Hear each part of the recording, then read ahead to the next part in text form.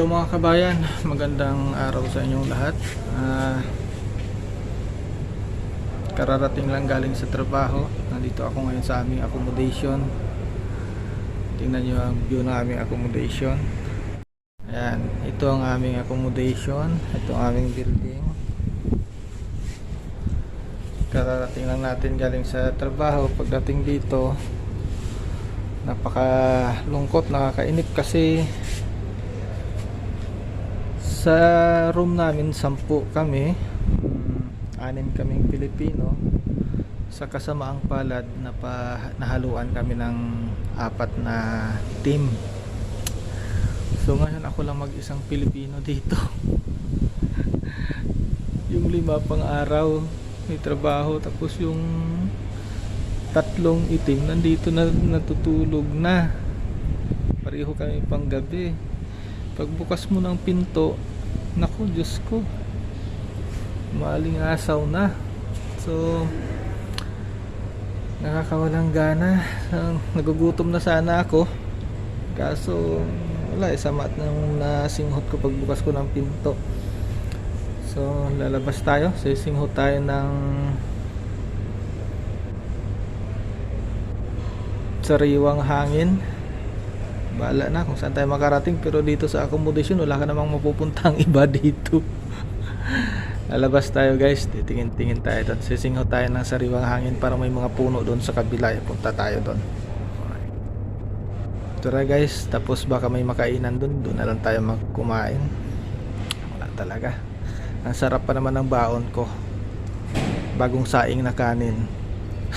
Yun ang baon ko pa uwi bagong saing na kanin. Tara, baba tayo ng building. Nasa 2nd floor ako eh, oh. Nandun yung babaan, nandun yung hagdan. Tara, baba tayo.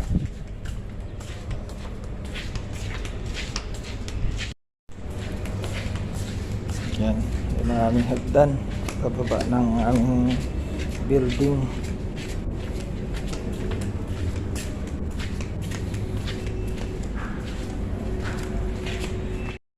Deliver pala ng tubig na yan. Daming tubig, oh. Buti dito sa amin may naghahatid ng mga inuming tubig eh. Bibili ka na lang. So nandito na tayo sa labas guys. Ang init-init, 8:30 ng umaga. Yung temperature is 30 degrees centigrade. So may kainitan na siya, pero maaga pa naman kasi. Mamaya hindi nakakayanin ng init, pero patapos naman na yung yung summer time dito, magwi-winter na. So kung nakikita nyo yung mga kakahuyan dun sa dulo, dun tayo pupunta, dun tayo mag sisinghot ng sariwang hangin dun, yan, punta tayo dun. Dito marami rin namang mga puno-puno ng dates ng ano nga tawag yan sa atin, oh, yan, oh, meron dyan sa atin, di ba? Buri. Ito naman, yan, dates. Hindi pa panahon ng dates ngayon, kaya walang mga bunga yan.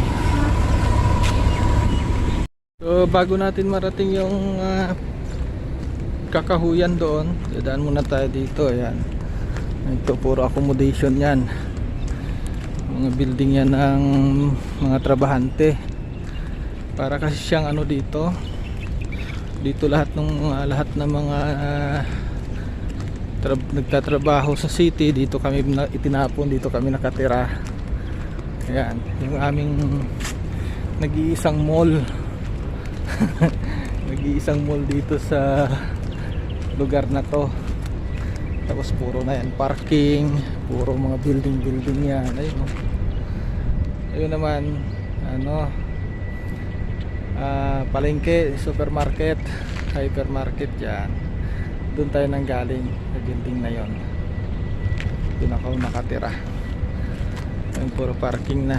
Ngayon gusto nating standby doon sa mga punong yon, sa ilalim ng mga punong yon. Lalakad tayo, dadaan tayo dito sa mainit. Walang kapuno-puno dito, kalsada lang siya, parking, ganon. Pero gusto ko lang kasi mag-relax dito. Maraming ibon din dito eh.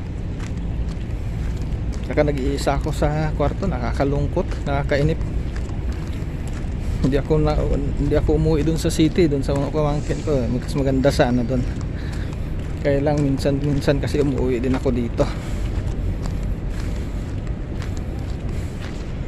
Ganitong oras wala kang makikita ang tao sa labas eh, kasi yung mga pang-araw nagsipasok na, yung mga panggabi na dumating na natutulog na. Puyat eh, pagod galing sa trabaho. Eh ako ano ginagawa ko? Ayun, nandito na tayo sa mga puno. Actually hindi pa to fully bloom yung mga puno kasi patapos pa lang yung summer. So summer nga, napakainit dito. Although may mga na tubig, pero bumibigay pa rin yung mga puno. Tingnan nyo, nakakalbo pa rin yung mga puno sa sobrang init. Pero mag-ano na ulit yan kasi October na. Last month na ng summer. So magbo-bloom ulit yan, magiging green yan ulit dito.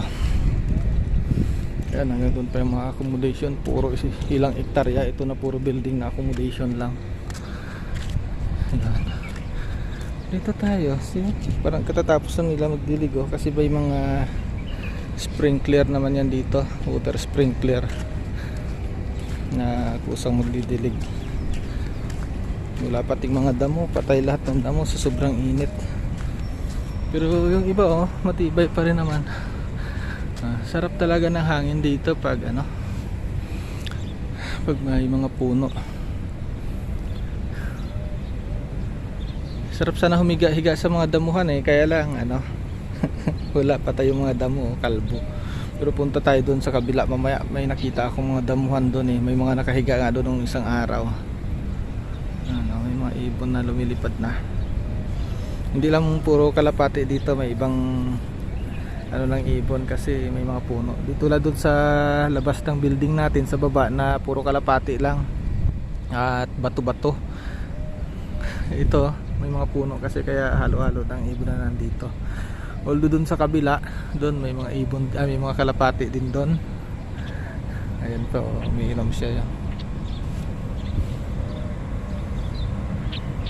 May tagas yung yung tubo ng tubig kaya nandun siya.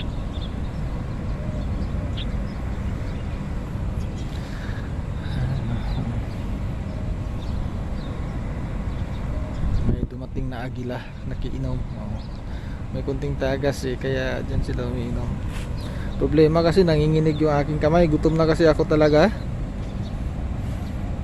eh. Nag-iisa ako kahapon, kasama ko si Jofil, sabay kami kumain eh. Ngayon ako mag-isa eh, kakainip naman doon.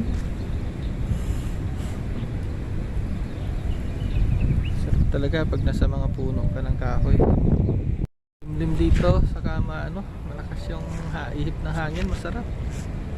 Parang hindi pa summer eh, parang sarap talaga pag nasa ilalim ka ng mga punong kahoy. Nakakawala ng pagod, nakakaantok nga eh kung may duyan dito. Tutulog ako dito sa ilalim. Although hindi pa ganun ka-green yung mga puno, pero babawi na yan. Umpisa na ulit yan na magkaroon ng dahon na marami. Ganda. Sarap sa pakiramdam dito. Pag nature lover ka talaga, hanapin mo yung mga ng puno eh. So doon tayo sa gitna. Punta na tayo doon sa gitna. May mga saring ibon doon eh. Ayan, nagdidilig oh. May water sprinkler, garden sprinkler kung tawagin. Ayun. May mga ibon. Ayan, pwede tayong upo doon. Upo tayo doon. May crates eh, may wooden crates. Upo tayo doon. Sarap. Yan ko kung ano mga klase ng puno ito. May mga bungang maliliit oh. Ano pa yan, ibon.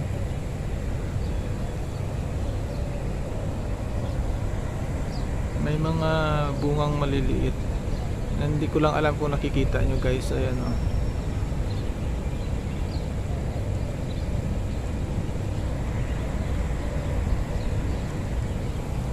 Alam ko anong klaseng puno yan, pero matibay siya sa init. Kasi kahit nagatatapos lang yung summer, green na green pa rin siya.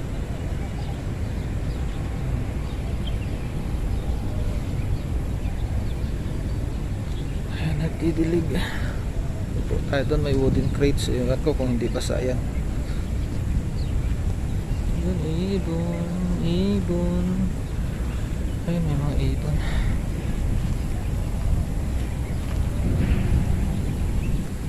May mga ipot ng ibon. Hindi rin pala maupuan to.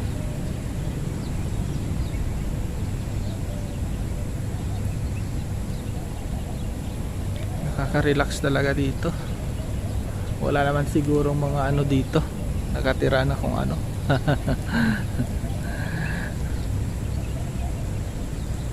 Ayun, ang daming mga ano, mga biniyak na galon. Tapos may mga tubig yan eh. Ayun o, yung mga puti at blue na yan o.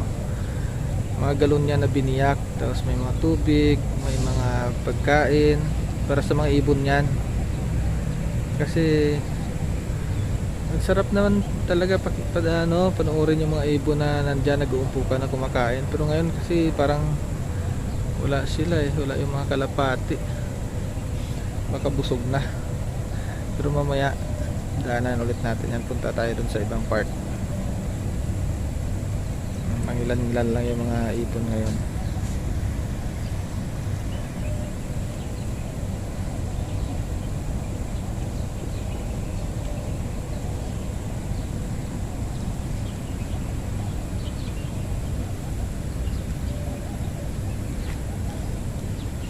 Walang mga damo. Punta tayo doon sa ibang bahagi, doon sa kabila mamaya. Pero dito pala solve na ako eh. Nawawala na yung ano ko. Nawawala na yung inip ko, nawawala yung pagod, nawawala yung lungkot. Ganito ako eh, yung mahilig talaga ako sa mga ano, taong gubat eh. Pag taong gubat ka, mahilig ka talaga sa mga sa nature. Ayun. Actually kahit hindi pa ako nagba-vlog, lagi naman ako dito, lalo na pag ano, yung taglamig, kasi green na green dito, tapos ang daming damo. So dito lang ako nakaupo-upo. Kaso hindi pa ako nagba-vlog noon, kaya walang ebidensya. Eh ngayon meron, ayun, ang daming, may mga ibon dun. Ngayon ito may ebidensya na. Pagdating ng panahon, mapapanood ko to sa sarili ko na once in my life nakapunta ako sa mga ganitong lugar, na kahit nasa ibang bansa ako, hinahanap-hanap ko yung mga ano, mga puno, mga nature. Mas masarap yung malapit ka sa nature eh. Ang problema lang, wala yung mga kapatid ko dito, yung mga naglalambitin dyan, no? Yung mga yung mga naglalambitin sa puno ba, yung mga kamag-anak natin. Tara, punta tayo doon sa kabila.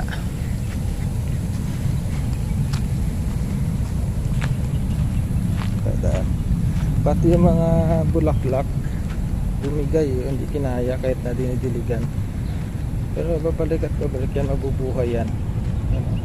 Bumigay sila, naging ano na, naging crispy fried. Kalbong kalbo eh. Pero doon sa kabila, ang buhay na buhay pa rin oh. Punta tayo doon. Mailap yung mga ibon dito. Malayo pa yun, naglilipara na sila. Ayan, may mga naliligong ibon no? Kasi medyo baha-baha yung pandilig nila. May mga ibon na naliligo. Loko rin itong mga ibon naliligo, hindi hindi nagtatapis eh. Pero nakatupis yata sila. Ayun, para na mailap. Ayun.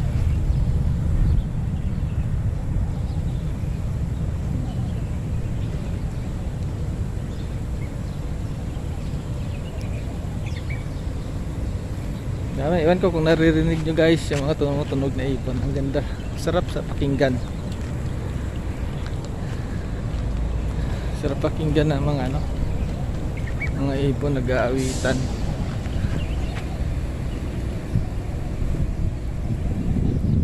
Huwag kayo mag-alala pag summer na winter talaga. Balik ako dito, yung maraming na itong puno dito at damo. Ayan, ang ganda, sarap. Alam nyo sa nakaka-relate yung mahilig sa kalikasan, alam nyo yung sinasabi kong masarap masarap sa pakiramdam. Pero sa mga medyo hindi interesado sa kalikasan, hindi nyo alam yun kung ano yung ibig kong sabihin na masarap. Sa mga nature lover kasi, pag malapit ka sa kalikasan, yung sarap ng pakiramdam na ang gaan-gaan, nare-refresh ka, nare-reinvigorate yung kaluluwa mo ba.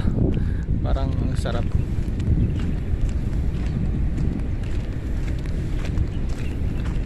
Doon naman, actually mga parking area ito, kaya lang sa mga parking area may mga space na tinaniman nila ng mga puno. So ito tingnan nyo guys, ang lago. Hindi na niya naramdaman yung summer. Yung halaman na yan, green na green, tapos yung mga puno na to, ang lago. Hindi na lang nakaramdam ng ng init. Tingnan nyo yung bunga niya. Ayan yung bunga niya guys, sumasayaw, kita niya, sumasayaw siya sa ng hangin. Yan, may mga ibon din. Hindi lang tayo makaupo dahil kadidilig lang, basa yung damo at mga lupa.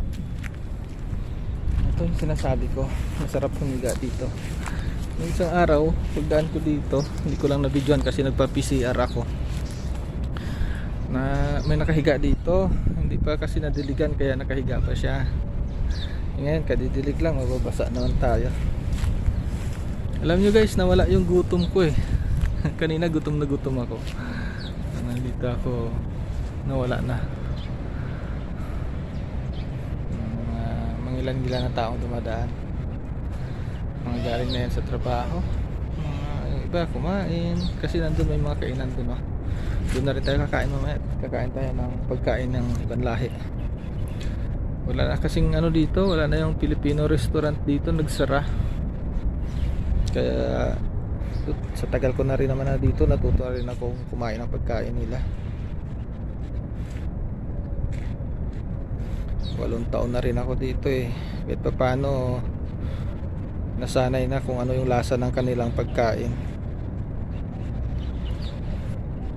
Mahirap talaga pag nanginginig yung kamay. Hindi natin na-timingan yung mga kalapati. Dadaan ulit tayo doon sa kabila mamaya. Ay, kasarap.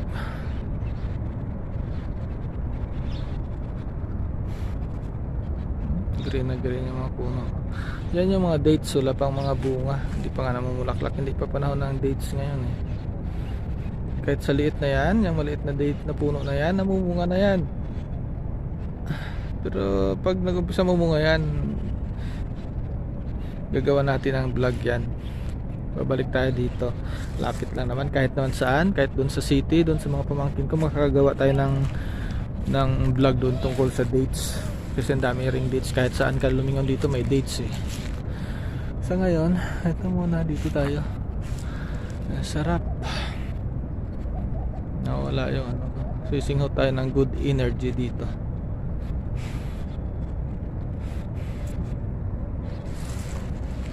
Pabalik siya dyan yung ibon na yun ano kaya meron dyan?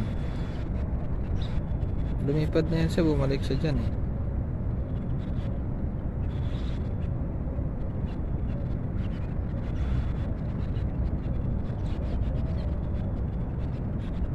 may maya.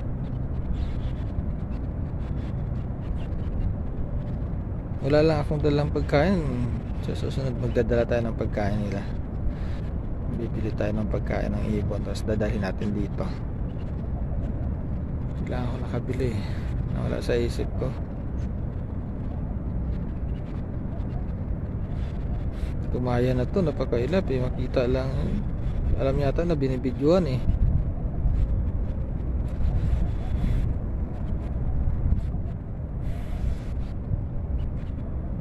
Ayan to.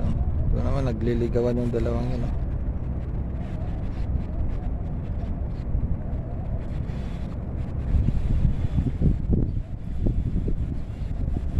May mga langiran na taon dumadaan. Hindi ko naman kayo, I don't care about you. What I care is ito, kalikasan. Sarap na hangin. Hanggang kainit-init yung hangin. Lipat tayo doon sa isang puno guys. Lipat tayo dito kasi malapit tayo sa dinadaanan ng tao.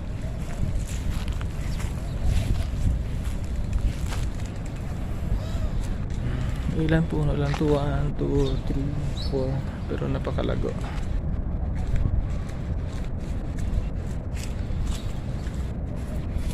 Yun lang, ang daming langgam pala dito. Pag nakagat ka itong langgam na to, kasi sakit din to ng kagat ng langgam sa Pilipinas.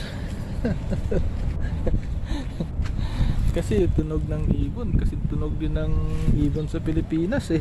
Kala ko pag iba, taga ibang bansa yung ibon, ibang klase rin yung tunog, parehas pala. Ayan, mga building yan doon. Accommodations yan, yan, mga tirahan ng mga trabahante yan. Yan, yan. Yan, mga tirahan yan. So dito na tayo, ilang puno lang dito. Kasi doon sa maraming puno, ano, medyo nakakalbo na sa init. Dito tayo sa Malago. Apat na puno lang, pero napaka ano, napakalilim. Dito tayo doon. Doon pa, kaya lang ayaw ko na pumasok doon kasi part na siya ng mga ano, accommodation na parang bakuran ba. Dito lang tayo sa parking area.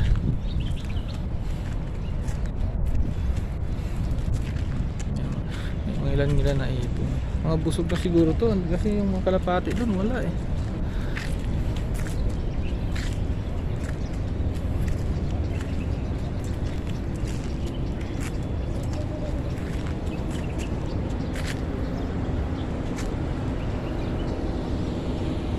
Ayun, may pugad. Ayun oh, may pugad oh. May pugad, ayan, may pugad. May pugad ng ibon. Hindi pa yata tapos o hindi, pero ano, may nakatira eh. Tao po. Tao po. May tao ba dyan? Kita tayong pugad. Accommodation dati pa nung ilang taon na nakaraan, mas malayo po ako sa kabila nakatira. Parang 2 buwan, tapos ang layo-layo ng nilalakad papunta doon sa sakayan ng bus namin. Lumipat ako doon sa malapit kasi pag panahon ng summer napakainit, tapos ang layo ng lalakarin mo papunta doon sa sakayan.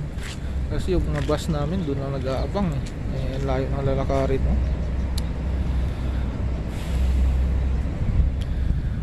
Pati itong clinic. Yung clinic kasi yan. Clinic ng ano dito. Although private na clinic siya. Dito kami nagpapa-check up. Pero sarado na. Lumipat na sila doon sa loob ng mall. Ngayon ko lang napansin na sarado na pala yan. Pero doon sa loob ng nag-iisang mall namin, nandun yun. Ilang clinic yung nandun? 3, 4 yata. Ngayon, dati ito solo niya lang to dito eh. Sarado na pala. Anong oras na kaya guys? Pero nawala na yung gutom ko eh. Saka parang ayaw ko doon sa loob ng room. Kung pwede nga lang dito makitulog sa labas oh. Dito ako matutulog. Wala talaga ano kasi yung ilong ko, yung pangsinghot ko ba pag may naamoy ako na hindi maganda, sisira yung ano, mood ko. Ewan ko ba bakit sa kamalas-malasan eh nahaluan kami ng ano, ng ibang lahi. Actually puro kami Pilipino doon dati. Yung iba kasi, iba naming tropa nag-resign na, umuwi na sa Pilipinas. So walang dumating na mga bagong Pilipino na magtatrabaho dito kasi nga 'di ba, nag-pandemic, walang hiring sa Pilipinas. Pero yung sa ibang lahi, tuloy-tuloy yung hiring, may mga dumating sa kanila. Bakante yung bed, 4 na bed bakante sa kwarto namin. Ako, Diyos ko. Ay. Kaya yun, nahaluan kami ng ibang lahi. Dati pag kung puro Pilipino dun, hindi ka mag-alala sa gamit mo, hindi ka mag-alala sa kung anong iwan mo sa bed mo, sa locker mo. Kasi alam mo naman Pilipino, magtitiwala ka ba? Ngayon kung pwede pa nga lang lagyan ng CCTV yung higaan mo yung locker mo, lagyan mo ng CCTV. Mahirap kasi magtiwala. Ayan, doon ako dati nakatira, yung huling building na yon. Doon ako dati nakatira for 4 months. Tapos kung gaano kalayo yung lalakar mo papunta doon sa kabilang dulo na yon. Ipag summer, ang init-init, bago ka makasakay sa bus mo, dagaktak ng pawis mo, basang-basa ka na ng pawis. Tapos sasakay ka sa bus, aircon.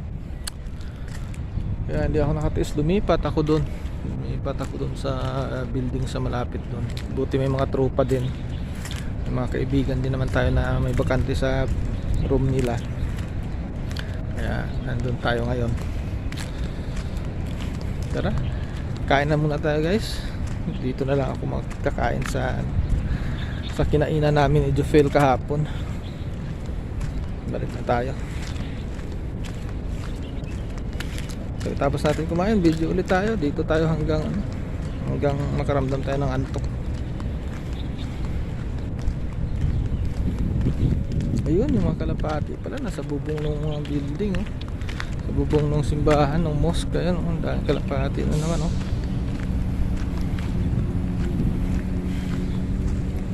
Tsagain muna natin itong mga bato-bato. Dito dito lang tayo sa malayo kasi mailap sila. Naliligo sila ayaw nila masilipan. Pag lumapit tayo, lumilipad sila. Ayun, dahil naliligo dun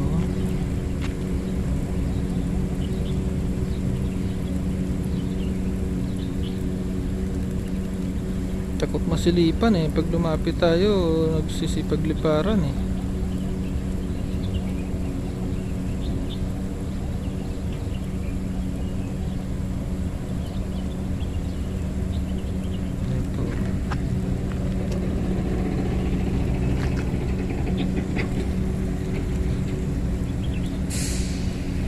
parang nagkaroon sila ng mini swamp dahil bumabaha yung dilig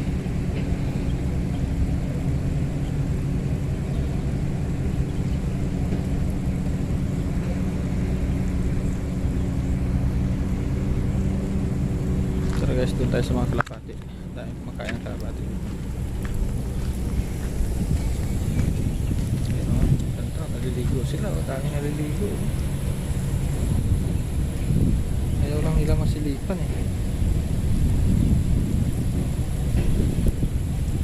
Ayun, naliligo. Guys, kita naman ayun ayun. Ligong-ligo sila Pag dumaan tayo dyan, pag lumapit tayo dyan, magliliparan yan.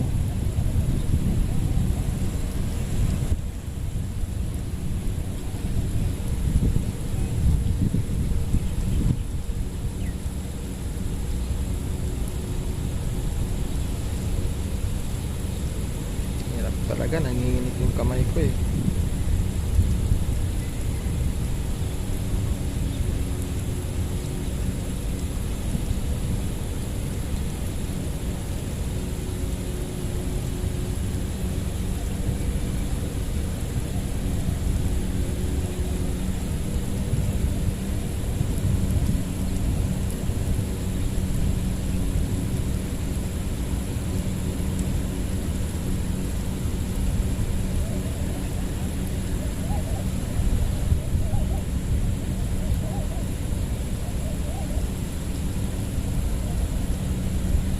sarap ng ligo nila. Yung isa nakabuka, yung dalawa yata nakabuka pa yung pakpak oh. Talagang dumidipa-dipa sila eh. Nakabuka yung pakpak eh. Ayun oh. Ayun. Talagang binabasa yung kilikili. Buti pa yung ibon, hinuhugasan yung kilikili. Yung kakwarto namin hindi. Nagbablur dahil galaw ako ng galaw.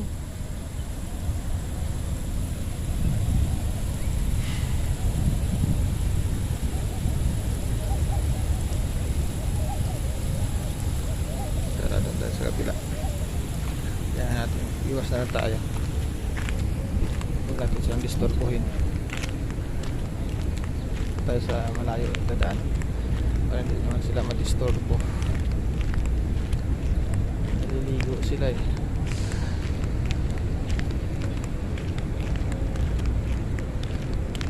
Dami nila. Ibang grupo to, yung grupo ng kalapati, kain ng kain dun sa kabila. Yung kalapati naman talagang pagkain ng natupag yan eh.